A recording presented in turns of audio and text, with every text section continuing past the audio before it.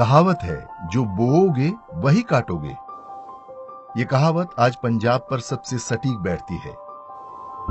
पंजाब को गुरुओं की धरती कहा जाता था, लेकिन अब ये पहचान धीरे धीरे समाप्त होती जा रही है। गांव-गांव में चर्च खुल चुके हैं। जिस धरती पर कभी गुरबानी गूंजा करती थी, वहां आज हर ओर हालेलुया का हंगामा है। Hallelujah, hallelujah. पंजाब के इस बदलते मजहबी चरित्र के पीछे असली कारण क्या है, ये जानना हम सभी के लिए आवश्यक है। कैसे सनातन धर्म के एक पंथ को उसकी जड़ों से काट दिया गया, इस स्थिति का दोषी कौन है, ये निर्णय हम आपकी बुद्धि और विवेक पर छोड़ते हैं। पंजाब के साथ आज जो कुछ हो रहा है, उसे समझने के लिए हमें इतिहास में जाना होगा। ये समझना होगा कि ईसाई मिशनरियां कैसे किसी फलते फूलते समाज को दीमक की तरह अंदर ही अंदर खोखला कर देती हैं।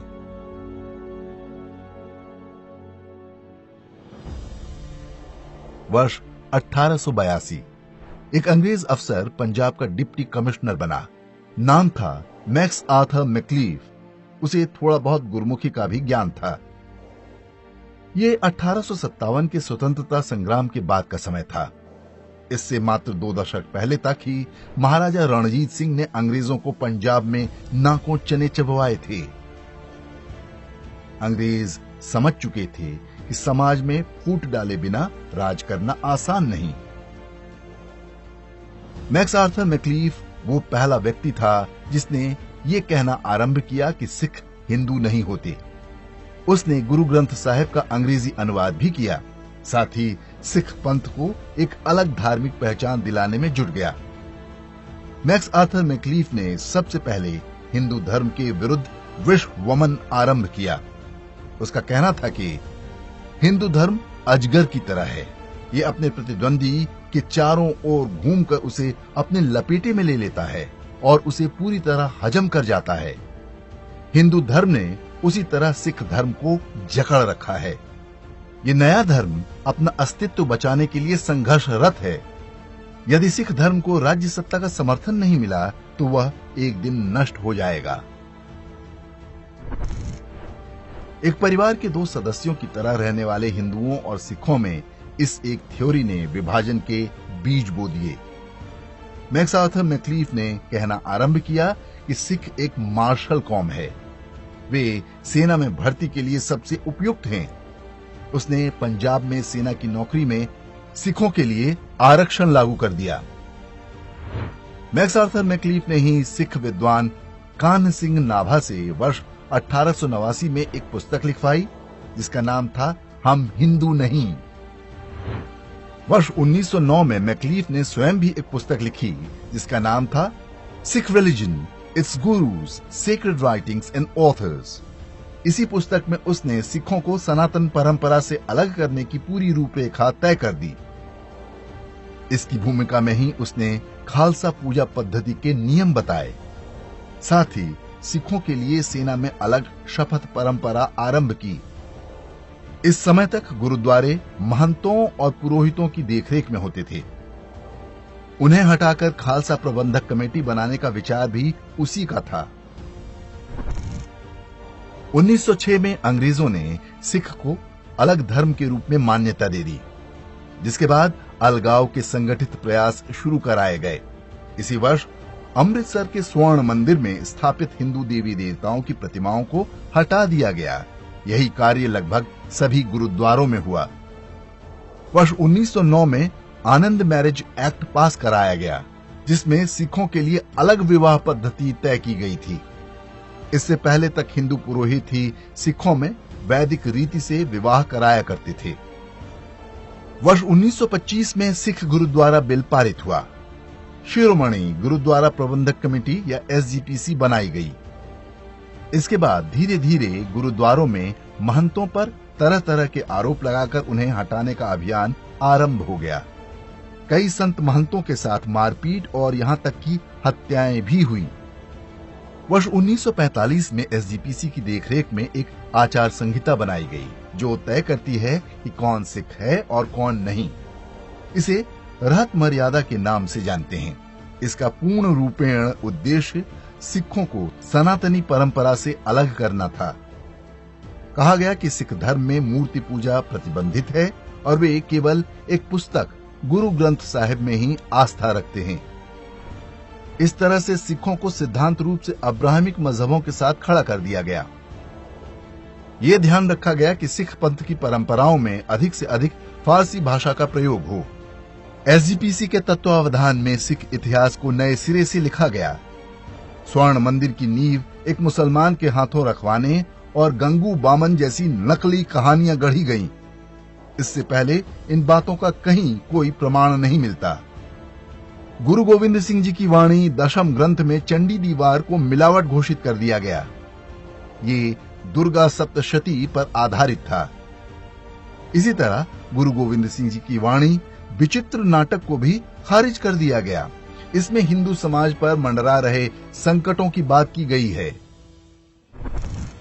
वीर हकीकत राय, भाई सतीदास, भाई मतीदास और भाई दयाल आदि के बलिदानों को सिखों का बलिदान बताकर प्रचारित किया गया, जबकि इनके वंशज आज के समय में भी हिंदू हैं।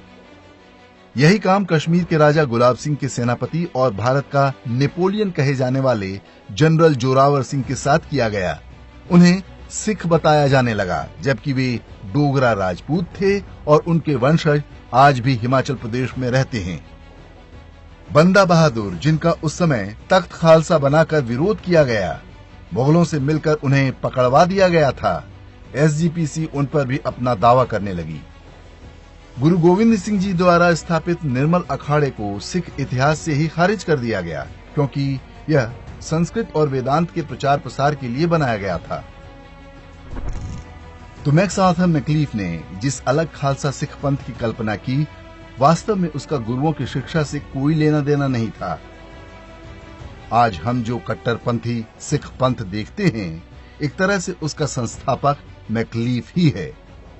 स्वयं को पूरी तरह परिभाषित करना और दूसरों को खारिज कर देना अब्राहमिक परंपरा का हिस्सा है। सनातन मूल्यों में किसी समुदाय को परिभाषित करने का कोई दबाव नहीं होता। हमारे यहाँ दो पंथों या विचारधाराओं के बीच धुंधली विभाजन रेखा हो सकती है, हम इसके साथ ही सहज होते हैं। आज भी बड़ी संख्या में पंजाबी हिंदू गुरुद्वारों में जाते हैं। इसी तरह वैष्णो देवी जैसे मंदिरों में सिख भक्तों की अच्छी खासी संख्या होती है। इसका एक और उदाहरण गुरु नानक देव के पुत्र बाबा श्रीचंद द्वारा स्थापित उदासीन अखाड़ा है। ये लोग सनातन धर्म को मानते हैं और पंच तत्वों की पूजा करते हैं। गुरु ग्रंथ साहिब में हरि शब्द 8000 से भी अधिक बार प्रयोग किया गया है। इसी तरह राम का नाम 2500 से अधिक बार आता है। गुरु गोविंद सिंह का नाम गोविंद है और सिंह उपनाम भी हिंदुओं से लिया गया है। हास्यास्पद बात यह है कि खालिस्तानी इन बातों को अपने खोखले तर्कों से झुठलाने का प्रयास करते हैं। वे कहते हैं कि ये वो राम नहीं, वो कृष्ण नहीं, वो चंडी नहीं। यहाँ तक कि उनके अनुसार देह शिवावर मोहि इह में शिव भी वो नहीं है। वास्तव में ऐसा करके वे गुरु ग्रंथ साहिब को ही अपमानित कर रहे होते हैं। हिंदू और सिख पंथ पहले मुगलों और बाद में अंग्रेजों से मिलकर लड़े। विभाजन के समय दोनों ही समुदायों ने इस्लामी बर्बरता झेली, लेकिन मैक्लीफ ने विभाजन का जो बीज बोया था, वह अंदर ही अंदर अपनी जड़ें जमाता गया। उसी का परिणाम है कि सिख समुदाय के कुछ लोग हिंदुओं को सबसे बड़ा शत्रु मानने लगे। खालिस्तान के नाम पर पंजाब में लगभग 50,000 निरपराध हिंदुओं की हत्या की गई। इसके बाद 1984 के जिस सिख नरसंहार के लिए वे हिंदुओं को दोषी बताते हैं, वह वास्तव में कांग्रेस द्वारा प्रायोजित था, जबकि कट्टरपंथी सिख कभी इसके लिए कांग्रेस के विरुद्ध कुछ नहीं बोलते। हिंदुओं और सिखों के साझा इतिहास पर हमारे वीडियो का लिंक आप डिस्क्रिप्शन और कमेंट में देख सकते हैं। मति भ्रमित लोगों का ये समूह आज भारत से लेकर यूरोप और कनाडा तक सक्रिय है। जिस पाकिस्तान में इनके पूर्वजों का समूल नाश कर दिया गया, उनके गुरुद्वारों को मस्जिद में बदल दिया गया, उससे इनकी बड़ी मित्रता है। तो लौटते हैं पंजाब की आज की परिस्थितियों पर। मैक्स आर्थर मैक्लीफ ने जिस उद्देश्य के लिए सिखों में अलगाव पैदा किया था, वो अपने लक्ष्य तक पहुंच चुका है। कोई समुदाय जब एक बार अपनी जड़ों से कट जाता है तो उसे जिधर चाहे उधर मोड़ना आसान हो जाता है। पंजाब में सिख समुदाय के लोग बड़ी संख्या में ईसाई बन रहे हैं। समाज में कड़वाहट फैल रही है और हिंसा की घटनाएं भी सामान्य हैं। चुनाव से ठीक पहले गुरु ग्रंथ साहिब के अपमान की जो घटनाएं हो रही थीं, एक चर्च समर्थित सरकार बनते ही वो भी अचानक बंद हो गईं। हिंदुओं से अलग होकर सिख समुदाय आज विचित्र स्थिति में है। ईसाई मिशनरियों के एजेंट और चर्च के पादरी सोशल मीडिया पर बयान जारी करके सिख पंथ की खिल्ली भी उड़ा रहे हैं। उदाहरण के लिए ये संदेश सुनिए। ਤੁਹਾਡੇ ਕੋਲ ਤਾਂ ਖੁਦ ਹਿੰਦੂ ਧਰਮ ਤੋਂ ਲਿਆ ਹੋਇਆ ਗਿਆਨ ਹੈ। ਜੋ ਉਹਨਾਂ ਬ੍ਰਹਮਾ ਵਿਸ਼ਨੂੰ ਸ਼ਿਵ ਦੇ ਹਵਾਲੇ ਦੱਸਿਆ, ਉਹੀ ਤੁਸੀਂ ਕਾਪੀ ਪੇਸਟ ਕਰਤਾ। ਪਹਿਲਾ ਆਦਮੀ ਕੌਣ ਸੀ ਤੇ ਕਿਵੇਂ ਪੈਦਾ ਹੋਇਆ ਸੀ? ਤੁਸੀਂ ਸਾਇੰਸ ਦੀਆਂ ਬੜੀਆਂ ਐਗਜ਼ਾਮਪਲਾਂ ਦਿੱਤੀਆਂ। ਸਾਇੰਟਿਸਟੋ, ਕੀ ਤੁਸੀਂ ਮੈਨੂੰ ਦੱਸੋਗੇ ਕਿ ਤੁਹਾਡੇ ਪਹਿਲੇ ਪੂਰਵਜ ਕੌਣ ਸਨ? ਕੀ ਤੁਸੀਂ ਬਾਂਦਰਾਂ ਤੋਂ ਪੈਦਾ ਹੋਏ ਸੀ ਜਿੱਦਾਂ ਸਾਇੰਸ ਕਹਿੰਦੀ ਹੈ, ਜਾਂ ਫਿਰ ਜਿੱਦਾਂ ਹਿੰਦੂ ਗ੍ਰੰਥ ਕਹਿੰਦਾ ਹੈ ਮਨੂ ਤੋਂ? ਤੁਸੀਂ ਕਿੱਦਾਂ ਪੈਦਾ ਹੋਏ ਸੀਗੇ? ਤੁਹਾਡੀ ਹੋਂਦ ਕਿੱਦਾਂ ਆਈ? ਇਸਲਾਮ, ਮਸੀਹਤ ਤੇ ਯਹੂਦੀ ਤਾਂ ਮੰਨਦੇ ਨੇ ਕਿ ਜੋ ਵੀ ਮਨੁੱਖੀ ਜੀਵਨ ਹੈ ਉਹ ਆਦਮ ਤੋਂ ਪੈਦਾ ਹੋਇਆ। ਇਹ ਤਿੰਨੋਂ ਧਰਮ ਇਸ ਗੱਲ ਦੇ ਉੱਪਰ ਮਜ਼ਬੂਤ ਖੜੇ ਨੇ ਕਿ ਆਦਮ ਤੋਂ ਹੀ ਪਰਮੇਸ਼ਵਰ ਨੇ ਜੀਵਨ शुरू ਕੀਤਾ। ਤੁਹਾਡਾ ਕੀ ਮਤ ਹੈ? ਤੁਸੀਂ ਆਪਣੇ ਵਿਚਾਰ ਦੱਸੋ। वास्तव में खालिस्तान ईसाई मिशनरियों का प्रोजेक्ट है, जिस पर मैक्स आर्थर मैक्लीफ के समय से ही काम शुरू हो गया था। पाकिस्तान या उसकी खुफिया एजेंसी ISI बस इस काम में उनकी सहयोगी है। ये षड्यंत्र हिंदुओं के एक पूरे समुदाय को भ्रमित करके ईसाई बनाने के लिए रचा गया था। कहते हैं कि मैक्स आर्थर मैक्लीफ ने अपने अंतिम दिनों में सिख पंथ अपना लिया था, लेकिन यदि उसने ये काम आस्था से किया होता तो उसके जैसे कुछ और अंग्रेज भी सिख बने होते।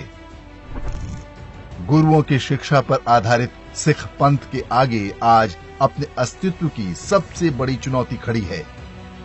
आश्चर्य की बात है कि सिखों का धार्मिक नेतृत्व अभी तक इस खतरे को भांप तक नहीं सका है।